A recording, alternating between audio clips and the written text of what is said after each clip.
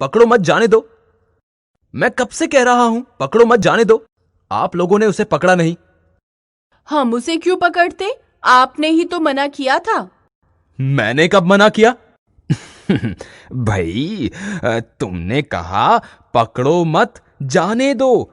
तुमने सही नहीं बोला, इसी कारण उसे पकड़ा नहीं।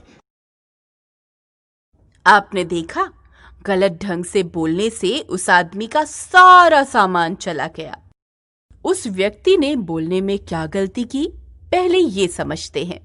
उसने कहा पकड़ो मत, जाने दो, जबकि उसे कहना चाहिए था पकड़ो मत, जाने दो। उस व्यक्ति ने सही जगह पर विराम नहीं लिया। बातचीत करते समय हम अपनी बात को ठीक ढंग से समझाने या कहने के लिए बीच बीच में थोड़ा रुकते हैं। इसे ही विराम कहते हैं। विराम का अर्थ ही होता है रुकना।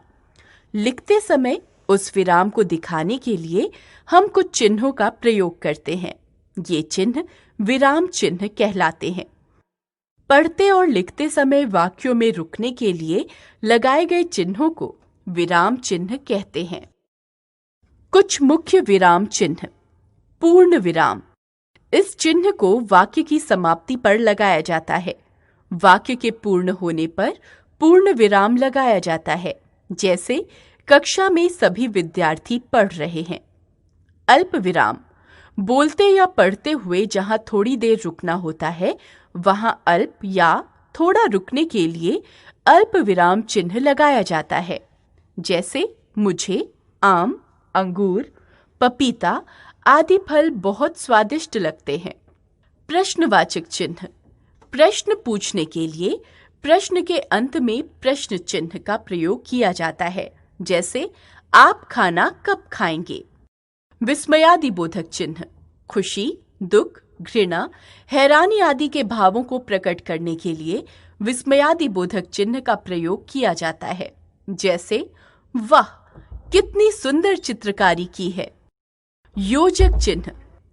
वाक्य में जब दो शब्दों को जोड़ना हो या मिलते जुलते हुए शब्दों को दिखाना हो, तो इसके लिए योजक चिन्ह का प्रयोग किया जाता है, जैसे आप अपने लिए कोई छोटा मोटा काम देख लीजिए। हमने सीखा, पढ़ने या लिखते समय वाक्य में रुकने के लिए लगाए गए चिन्हों को विराम चिन्ह कहते हैं। विराम चिन्हों के प्रयोग से भाषा में स्पष्टता आती है। बात के सही अर्थ को समझने के लिए विराम चिन्हों का बहुत महत्व है।